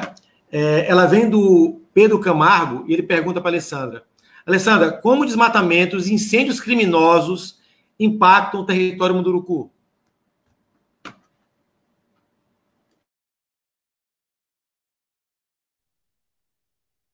Nossa, o desmatamento ela está impactando vários, né? Por exemplo, essa semana passada os meninos foram caçar e de repente depararam com um desmatamento enorme, né, atrás da aldeia. Aliás, dentro da aldeia, mas dentro do território, mais atrás da aldeia. E aí, quando ele anda atrás da caça, acaba afastando as caças, né?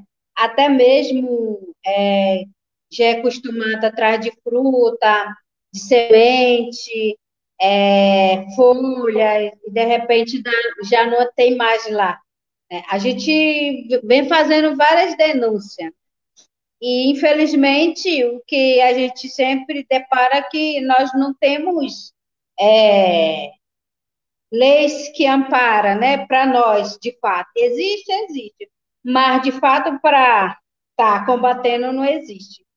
E é uma coisa que favorece muito, né, dentro do território é a própria FUNAI, né, que é a FUNAI que era para estar cuidando dos índios, né, tá ali sempre aquele apoio, de repente eles dão a grilagem para o grileiro, né? Fala que as terras não são indígenas. Eu falo isso dentro do território.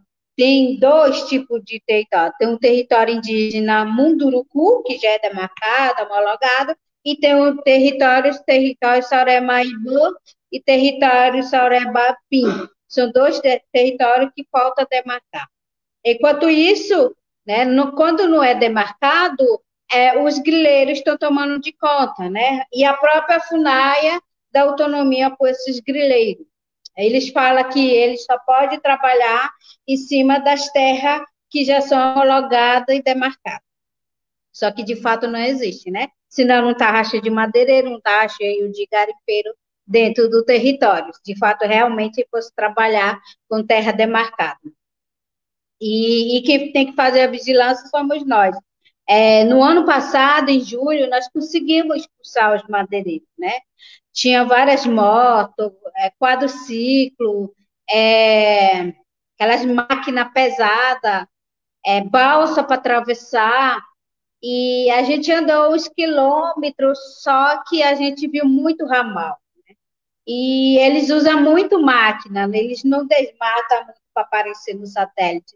Eles desmatam assim embaixo, mas deixam umas para facilitar que a madeira está em pé, né? Então, e isso está trazendo um impacto muito grande para nós.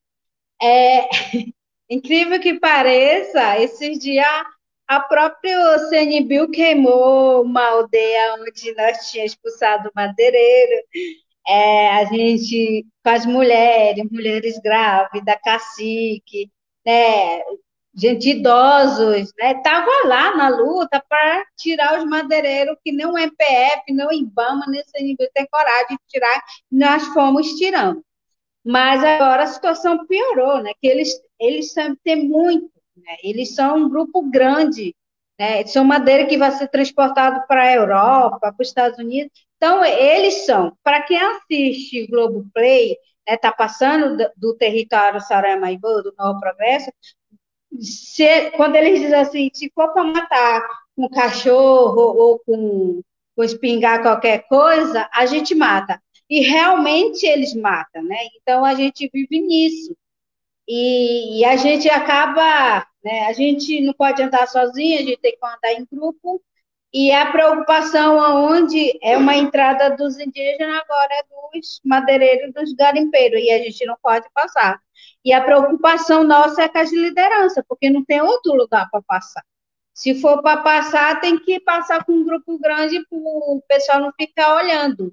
E está muito perigoso nessa área, né? É muito mais fácil quando a gente está falando, mas quando a gente está lá dentro, dentro mesmo, que a gente olha para a cara do garimpeiro, ele olha assim, essa aqui que denuncia, então anda com foto da gente e está sendo muito perigoso, né? O desmatamento, ela vem assim, avançando demais. E a gente fala que não é só fogo que está queimando, né? São as pessoas que estão nos queimando, né? São as pessoas que estão ali o dia a dia que querem lascar fogo no corpo da gente. Então, a gente vê que, né, o desmatamento, a gente sempre eu falo, sempre existiu, mas agora a situação piorou. A situação piorou e cada vez que a liderança vem para a cidade, eles ligam e perguntam e falam. Aumentou o desmatamento, está queimando lá atrás, está tendo fogo enorme, e está só fumaça na aldeia, e é a única coisa que a gente vai falar para quem? Né? Para o MPF, para o ICNB, para o IBAMA. Quem que vai pagar esse fogo lá? Né? Porque se nós for para pagar agora, não tem como pagar o fogo. Né? A gente não tem estrutura, a gente praticamente não tem nada. A única coisa que a gente tem é a coragem e a fé, né? Que a gente tem que continuar a nossa luta. Mas o desmatamento, ela veio para isso, né? Veio ameaçar, ela vai tentar enfraquecer mas a gente sempre conversa, fala que não podemos enfraquecer agora. Vamos apenas observar e depois a gente tem que avançar, porque é isso que o governo quer, né? A gente tem que estudar também o governo. Como eles estudam a gente, observam a gente também tem que observar esses homens, né? Esses homens têm um ponto fraco e a gente tem que achar esse ponto fraco. Não sei se eu consegui responder. Sim, com certeza, Alessandra. E muito obrigado. Alessandra, a sua fala encerra esse bloco de perguntas, que vai também finalizar um pouco a participação dos companheiros e das companheiras que contribuíram com as falas aqui na nossa live. Eu queria que você deixasse uma mensagem para a gente aqui de despedida, de até logo, na verdade, né? E já de antemão, já agradeço imensamente você poder estar disponibilizando o seu tempo, você está disponibilizando seu saber com a gente, e inspirando também que a partir da fortaleza que vocês trazem em relação à luta, à resistência, a gente também se inspire, se fortaleça para continuar lutando contra todas essas injustiças que cada vez crescem mais, né? E dizer que nós estamos sempre no apoio aos povos indígenas. No ano passado, quando entraram na minha casa, eu senti medo, né? Eu senti um pouco de medo por causa dos meus filhos. Quando um deles me abraçou e disse: mãe, eu não quero que te mate. E aí eu fiquei pensando muitos dias, sem dormir, preocupado, e eu tive que ir para aí, né? Eu tive que estar presente com meus caciques. Quando eu chego lá e ouço, né, tanta coisa que está acontecendo no nosso Brasil, no nosso território, eu digo, eu não vou parar aqui, né? Eu vou continuar aqui. Eles vão tentar me calar, mas eu não vou conseguir, né? Mesmo que ele tente, mas a minha alma, a força de outras mulheres, a força de outro povo, ela vai continuar. E isso me fortalece quando tem outras pessoas que estão na luta de frente, que está ali pensando nos seus filhos, pensando nos teus pais, pensando nos teus parentes, pensando no povo, e isso me fortalece muito, né? E dizer que não podemos abaixar a cabeça agora. Nós podemos recuar um pouquinho, mas a gente tem que dar 2 passos à frente e continuar a luta, mas sempre junto, né? Pantanal, Cerrado, Amazônia. Porque ainda o Brasil é nosso, né? Ainda o território é nosso, né? Então, quando é nosso, a gente tem que brigar por ela. E todos os parentes, né?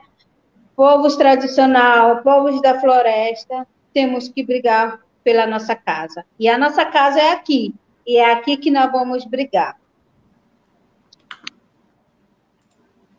Muito obrigado, Alessandra.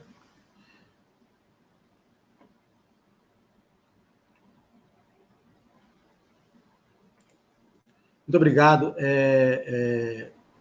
Muito importante essa sua fala e ela, né, é impensável você estar na sua casa e ter alguém que viole o seu direito de paz. O que nós estamos vivendo realmente não tem precedentes. Se alguém não acordou para isso agora, de fato é triste. Mas eu queria te agradecer, obrigado mesmo, e é isso mesmo, a gente está junto. Os biomas, as terras, os povos têm que estar unidos. A gente é maior do que esse projeto de destruição. Gente, eu queria, nesse sentido, com essas belas falas da Alessandra e dos outros companheiros e companheiras que estiveram aqui com a gente, agradecer a audiência de todo mundo. A gente teve um pico de 60 pessoas que tiveram assistindo a gente em alguns momentos, mas a gente teve sempre uma constância de mais de 50 participantes ativos aqui, participando do chat, contribuindo, perguntando. Não podemos, infelizmente, fazer todas as respostas ou as colocações que foram aparecendo. Espero a compreensão de todos e todas. Né? É um tema que a gente poderia estar falando por horas, certamente, não ainda sobraria coisa para falar.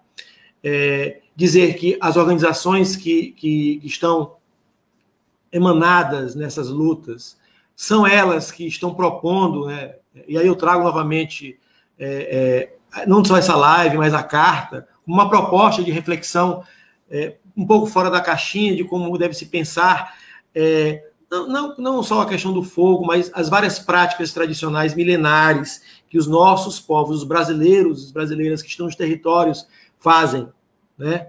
E dizer que convido vocês para conhecerem melhor a carta, convido vocês para estarem acompanhando, ela está em várias plataformas, ela está em vários sites de várias organizações que assinaram a carta, como eu disse antes.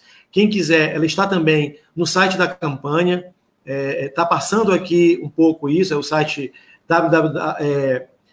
semcerrados.org.br, campanha/agro é fogo, queimadas são crimes do agronegócio. Temos certeza que, para nós que resistimos e lutamos contra todas essas injustiças, e o fogo é uma expressão disso, o fogo criminoso é uma expressão disso, dizer que a culpa desses incêndios, da perda de diversidade, de todas essas mazelas que estão acontecendo com povos e com a natureza, é culpa, sim, do agro. As queimadas são estratégia para consolidar a grilagem. O governo Bolsonaro é cúmplice, sim, da devastação que acontece hoje, porque ele tem uma ação forte de omissão contra isso. O uso do fogo nos sistemas agrícolas tradicionais é um saber tradicional, é um saber ancestral, é um saber construído por várias pessoas em várias partes do nosso país e de vários territórios. Então, é diferente de ser um incêndio criminoso, sim, né? O uso da queimada controlada e dentro de um contexto tradicional é, sim, diferente de incêndio. E dizer que quando o Pantanal, o Cerrado e a Amazônia queimam, são modos de vida, são histórias que estão sendo apagadas com o fogo. Não podemos deixar isso acontecer, né? Temos que lutar por regularização fundiária, temos que lutar porque esses territórios merecem estar lá e as pessoas nele com todos os seus direitos assegurados. Queria dizer também que essa live vai estar gravada, está sendo gravada e vai estar disponível nos canais da T, da FASE, do Levante Popular da Amazônia e da campanha em defesa dos cerrados, além dos vários parceiros que conseguiram, tivemos mais de 15 plataformas que disponibilizaram os seus canais para divulgar e participar dessa live. Agradeço todo mundo, é assim juntos que vamos realmente conseguir passar por isso. E logo estaremos novamente construindo maneiras direitas e corretas de conseguirmos superar esse problema causado por criminalidade e grande responsabilidade desse governo fascista que está aí hoje no Planalto Central. Obrigado, gente. Agradeço novamente a todos por estarem aqui com a gente até agora. E é isso. Cerrado é vida, Pantanal é vida e Amazônia é vida. Seus povos são esses que promovem essas vidas e são eles que fazem todas as resistências até hoje. Parabéns a eles e parabéns a todos que conseguiram até agora contribuir com a gente nessa pequena live, que é a expressão um pouco dessa construção de que esses 3 biomas trazem para vocês. Muito obrigado e boa noite.